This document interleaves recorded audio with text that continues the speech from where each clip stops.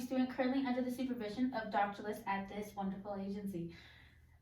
What is your name? Andy. Is that what you like to go by? Yes. Awesome. Well, you can always just call me Ashlyn. That's fine.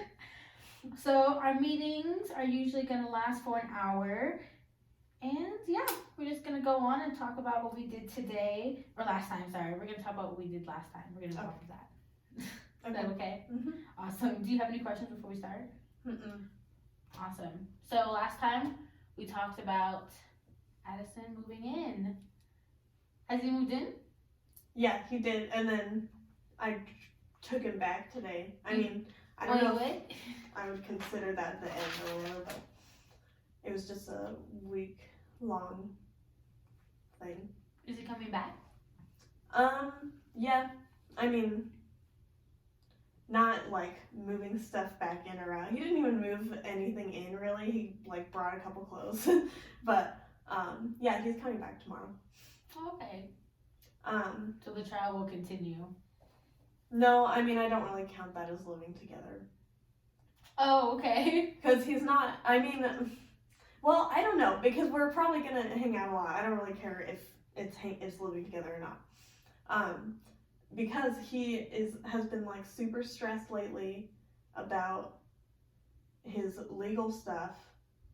And I keep forgetting about that, and I keep like accidentally like springing things on him that I think would be fine, such as like I need to take you home tonight because Kath wants to hang out with me and not you. And which like made him upset because he is terrified of being alone right now or not with me because of he's like super insanely anxious about the legal stuff right now. Also because they got back to him, they needed to he needed to find an attorney or like a public defender to petition for his community service time frame to be extended so that he could get it done. But they emailed him back and said like we couldn't find anybody for you. What? Yeah. What do you mean? So I don't know, because I was like, isn't this your like constitutional right to have a lawyer? I'm confused. Because I mean maybe that's only after you've been arrested. I don't know. Anyway, so he is freaking out about that and he doesn't know what's gonna happen. So when he was here for the whole week, he was just stressing out about that the whole time. Yeah. I mean, I don't remember when exactly he found out. It might have been during the week, but anyway, yeah. So I felt bad whenever I wasn't around him because I was like, and I felt kind of mad at him because I was like, you've been spending so much time with me already. Like, why can't we spend a little bit of time apart? But he's okay with that as long as like he knows more ahead of time. I just hate planning, and I love spontaneity. How can you plan your feelings ahead of time, Andy, when you want to just be alone? I mean, well, if he's here if he's here every single day, how can you plan on not getting stressed out over his feelings? Well, I mean, I can like just go to another room if I want to be alone or something. Like, it's fine with that. But I was mainly talking about the Kath birthday thing because he was like, shouldn't you? He was like, you could have guessed beforehand that she wouldn't want me to be there. Oh wow, she said specifically not to bring him? Well, no, I mean, I asked her if it was okay if he was there because she came to this apartment because she like was in Nampa anyway. Oh, okay. So I was planning for her to come to my apartment, and then I was like, is it okay if Addison's there? And she was like, actually, I've been wanting to just hang out with you. So, and I assumed that she would be okay with him being there, which I don't know why, because that's not always the case. Anyway. How did that make you feel? Were you okay? Yeah, well, I was really stressed because I felt like I was in the middle of everything. And like, because like I told him, and he was like, I'm starting to hate her. Oh my goodness! Because like she's passive aggressive and is really like particular about who's like there when she's hanging out with her friend. But I was like, it's her birthday, so I'm not gonna tell her no. I'm not gonna like force you to be there. That would be stupid. Anyway. I'm sorry you had to be in the middle of that. It's okay. Well, at least Addison took it well. He takes a lot of things well, it seems. Yeah, I mean, I started crying just telling him because I was like, I felt so bad because I felt like I was kicking him out of my house all of a sudden, and he was gonna be really sad. Well, when you say he's gonna be alone, he's not really gonna be alone. He's gonna go home with his family, right? Yeah. With like John and his parents. Well, at least it's not. At least you have to worry about him being like by himself. He chooses to be alone a lot of the time when he's with his family because like he has a weird relationship with John and he gets overwhelmed by him easily, and so I think he feels like he doesn't want to leave the room because he doesn't want to see John.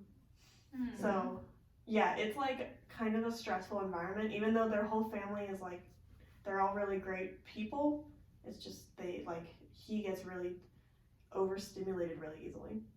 So he has to be alone, but then when he's alone and something is happening where there's a warrant out for his arrest and he's just thinking about it over and over again, he just freaks out. So he can only be alone or be with you. Not he can only be alone, but like I think he usually prefers those two things. I mean, a lot of the time when I can't hang out with him, he's like alone and he texts me and he's like, I'm sorry, like I feel pathetic because I don't have any friends and all that stuff. And I would like to get him some friends, but he doesn't have a job or go to school or anything. I'm worrying about him way too much, obviously. Okay, sorry. Anyway, I'm done. No, you're fine. I mean, he's clearly stressing you out because he's got his own stuff going on, but that shouldn't affect you. I mean, and obviously you know that shouldn't affect you, but it still does, and that sucks, and I'm sorry. Yeah. It's okay. I just wish that I could figure out how to keep myself from worrying about him so much. Because when he's really... Well, he doesn't seem like he feels like he has any other support system. Yeah. And it's not really fair that that's on you because that's not your responsibility. You shouldn't have to feel like that's your responsibility. Yeah. I actually said that to him. Did you? The other day because I was telling him he needs to see a therapist, and I've said that to him already, and he said like, okay, but he hasn't done it. And really? I thought he did. No? No. I mean, he told his parents about it, but then he told me that they couldn't afford it. But then the other day I was talking to John, and John said that their parents could afford it. So I think it's more just like and so I talked to him about that, and it's more like they probably could, but they would have to sacrifice other things, and he doesn't want to make them do that because he's just so much in the like poverty mindset, where he doesn't want to be any more of a financial burden than he already is. And I was like, you're important, and your mental health is important, and your parents are gonna pay for it, because that's what John said. He was like, they would pay for it. Absolutely. And John has mental health issues himself, right? Yeah, and he goes to therapy and they pay for it. Sorry, I was making sure that was recording. That's okay. Anyway, so I told him that I would like him to see a therapist because I don't want to be the only one That's really good. tells his problems to. But he said like that he does tell them to his family sometimes. Tells what? Talk about his feelings, but okay. I don't think that's true very often. But if he talks about, then he needs to talk about it more. Yeah, he needs to do it to the point where he's not putting everything on you. Did you tell him that that's how it feels? Yeah, kind of. I said like I'm going to feel like motivated to or tempted to take on all your issues, and like even if I don't want to or I don't mean to or whatever, so like it would help me not do that if you were talking to a therapist. So I eventually got him to see reason, to like actually understand why therapy would be good because he always thinks that he understands his brain already. But that's stupid. So how did he respond to that?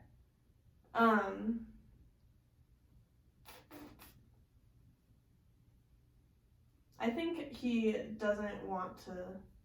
I don't remember exactly how he responded, but I mean, I think he's going to once he's out of his parents' house and has money, which is fine with me, because. What do you mean?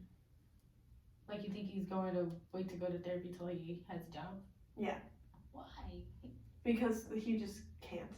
He can't. I mean, not he can't, but he is just not going to make his parents spend that money, and I'm not going to force him to, because I know he knows.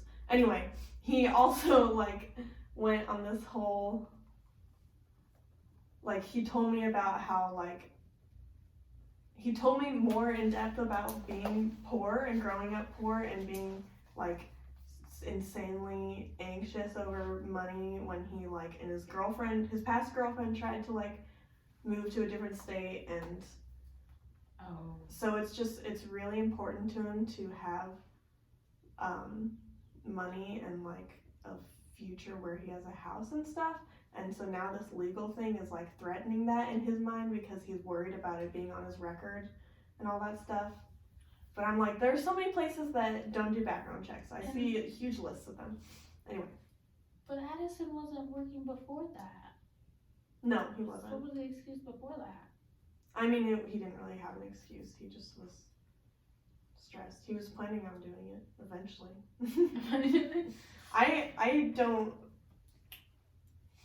I'm not mad at him for not working.